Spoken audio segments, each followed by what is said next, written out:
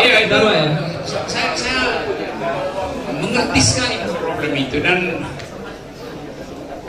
problem yang biasa disebut sebagai problem kartel.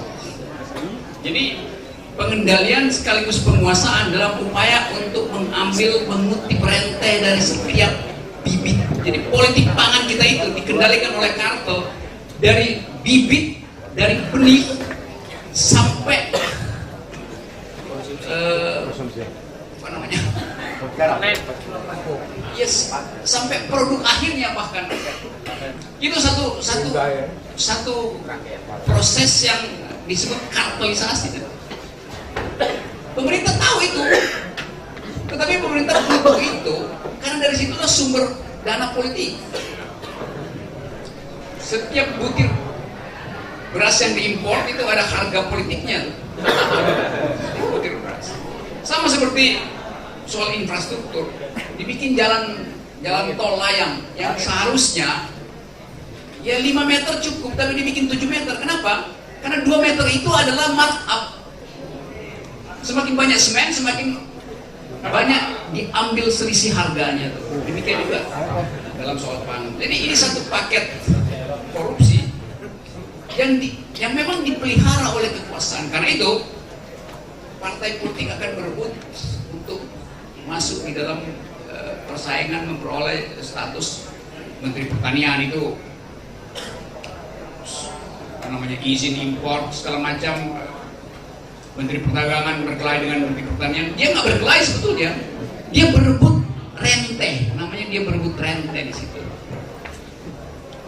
Jadi saya kira itu kritik terhadap manajemen politik yang betul-betul yang menjengkelkan. Kita tahu asal usulnya, tapi yang dipelihara sama seperti kalau ada bupati atau bekas pejabat yang ketakutan karena di gubernur KPK, ya dia pasti cari perlindungan di sebuah partai yang ada jaksa agung ya sudah.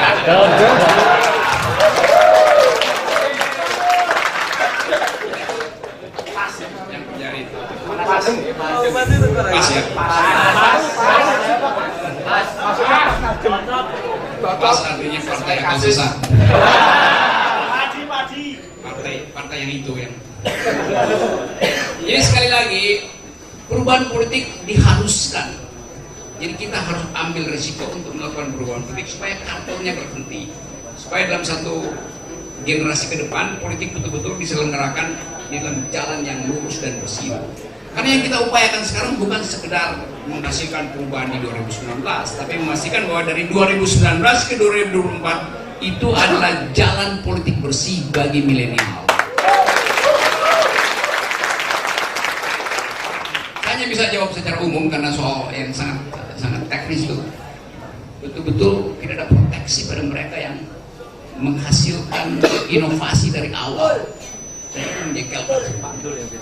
Kita bisa bikin perbandingan dengan cara Jepang proteksi petaninya, gimana bibit kita. Kalau kita belajar sedikit political ekonomi dari soal tanaman itu, misalnya kalau kita beli bibit import, di dalam bibit itu sudah diselundupkan hama supaya nanti kita beli obat hamanya juga itu.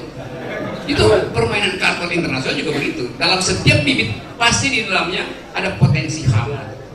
Dan itu kerjasama antara industri benih dan industri pestisida. Itu biasa.